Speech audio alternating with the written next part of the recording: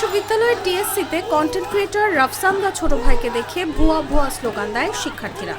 পরে কয়েকজন শিক্ষার্থী তার গাড়িতে বোতল ছুঁড়ে মারে। এ সময় একজনকে বাঁশের লাঠি দিয়ে গাড়িতে আঘাত দিতে দেখা যায়।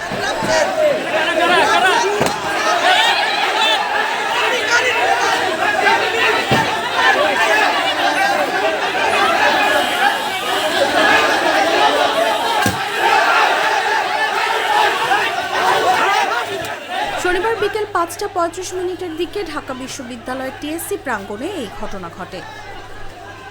সরেজমিনে দেখা যায় একটি প্রাইভেট কারে রাফসান টিএসসির পায়রা চত্বরে প্রবেশ করে। গাড়ি থেকে বের হলেই কয়েকজন তাকে দেখে ভুয়া স্লোগান দিতে থাকে।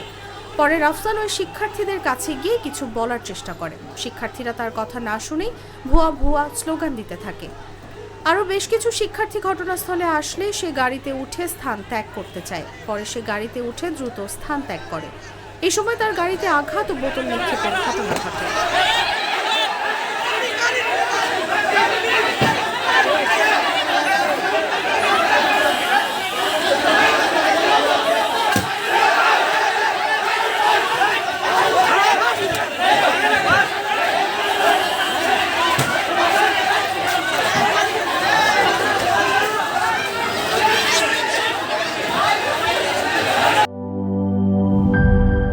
শিয়া বাটার ও ভিটামিন ই সমৃদ্ধ lily glam beauty soap. Lily, always beautiful.